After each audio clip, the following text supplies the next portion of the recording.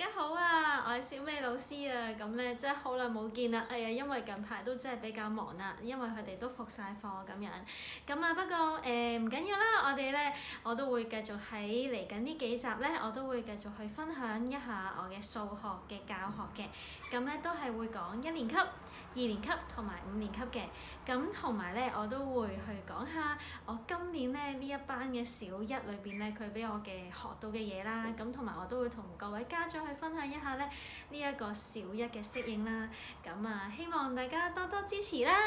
好啦，咁我首先呢，就由小一嘅排次序呢一課開始講起啦。咁咧排次序咧，有陣時咧佢就會向左邊排啦，有時就會向右邊排嘅喎。咁呢個咧而家嘅題目咧，通常佢都會話俾你聽邊個排第一㗎啦。咁所以咧就好清楚嘅，第一、第二、第三咁樣數落去。咁其實咧，當你教到佢哋數嘅時候咧，其實譬如好似呢個男仔排第八啦，咁其實已經咧要建立佢哋咧就係呢個排第八喎，咁佢前面有幾多個人啊？咁啊佢哋就通常都係數嘅啫，咁啊就係一二三四五六七，但係其實咧佢數數下咧，其實就希望可以建立佢哋個規律咧，知道就係其實佢排第幾，前面就係佢有幾，佢排第幾嘅減一咯，幾多個咯，即係佢排第八，咁佢前面就會係佢減一，即係八減一，即係有七個人啦。如果佢排第六嘅話咧，如果呢個排第六嘅話咧，咁佢前面就有幾多個人咧？就係排第幾嘅減一咁樣啦。咁因為咧呢啲題目咧係有關嘅，例如咧好似呢一題咁樣咧，排喺柏康前面嘅小朋友有16個，咁柏康排第幾啊？嗱，呢啲係深啲啲嘅題目嚟過都會出嘅喎。咁你就係其實從頭先我講嘅嗰個 pattern 裏邊咧，其實你就去讓佢了解到呢個規律呢。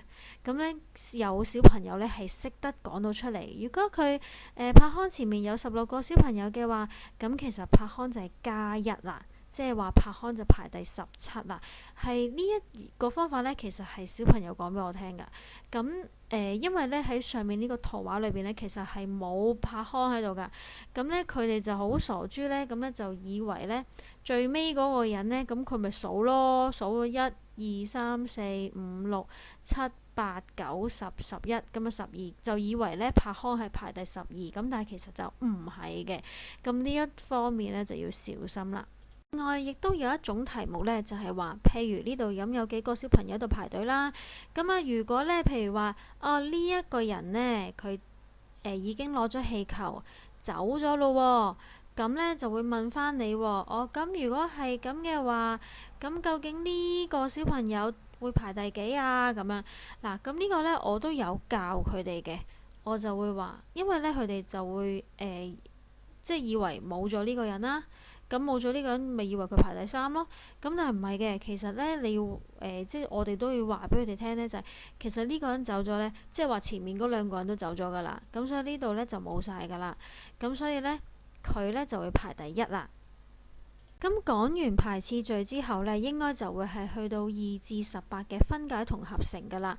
咁呢度全部呢，其實我之前都有一個片呢，都講過，其實2至18嘅分解同埋合成呢，即係我哋以前所講嘅2至18嘅組合呢，其實就係愛嚟呢計呢個加減數呢，係可以計得快啲嘅。咁啊如果大家有興趣嘅，當然係可以去翻我之前嗰個影片嗰度睇翻啦，點解啦，同埋即係個原理啦咁樣。咁但係咧呢度呢，佢因為1年班呢，佢哋一開始呢，其實就係會用呢個我叫佢做機械人。咁呢，即係將啲嘢呢就好形象化嘅。我話呢，上面呢個大粒呢個圓圈呢，呢個呢就係機械人個頭啦。咁呢，呢個呢就係佢隻手啦。即係其實佢哋見到呢嚿嘢呢，都唔知做乜嘢㗎，因為有啲人咁，所以呢個冇咗隻手喎，佢哋都會識講㗎。呢個冇咗隻手喎，咁樣咁你填翻個數字俾佢隻手係幾多，你睇下佢頭係幾多啦，咁樣就分落去啦，咁樣咁其實呢個呢，就係幫佢哋呢係理解嗰個呢合成同埋分解嘅。咁然後呢，呢個呢，可能有啲人呢都仲係懵豬豬咁樣呢，就都唔知發生咩事嘅。咁我就會細細個加號喺度，咁我就提佢哋啦。呢有個窿窿嘛，咁有個加號喎，咁即係2加3就會等於5啦。即係佢哋其實呢，可能會寫咗個7落去嘅。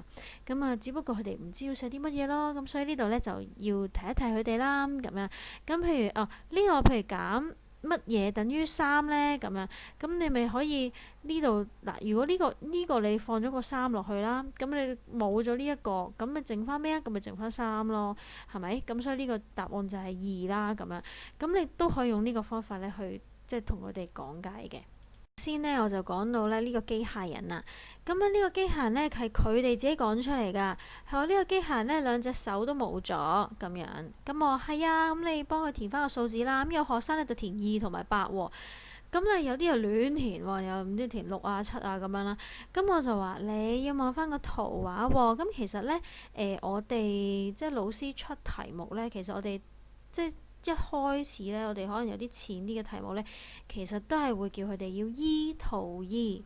咁所以呢，即係可能家長啊或者新手嘅老師啊，你都要留意呢一點咯。其實佢哋係好中意唔睇，跟住就亂填咁樣咯。咁所以其實依圖依呢，呢度呢，你要睇翻5個牛角包同埋5個腸仔包。咁所以呢，其實就應該係5同埋5嘅。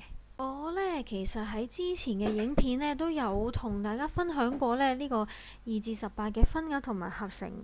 即係呢一種呢，就係已經係去到好後期㗎啦。佢哋係用圖畫學晒，跟住寫晒啲列式㗎啦。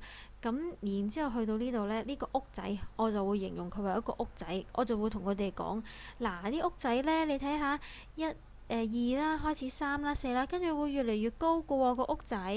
咁啊，跟住我就會教佢哋睇下嗰個嘅規律啦，咁樣。咁啊，呢個其實就係方便佢哋記嘅啫，係啦。咁啊，跟住慢慢呢，跟住由11、12呢、13呢，跟住慢慢個屋仔就會變翻細㗎啦，係咪？去到18就得翻9同埋9啦。咁你可以呢，去用呢樣嘢呢，去幫佢記熟嗰啲嘅數目，即係等佢哋譬如8，咁啊就係3同咩同5啦。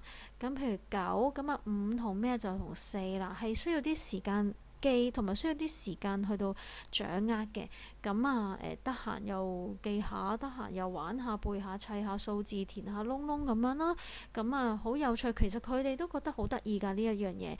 咁我覺得即係記或者背得嚟，亦都係幾有趣，我覺得都幾好用咯。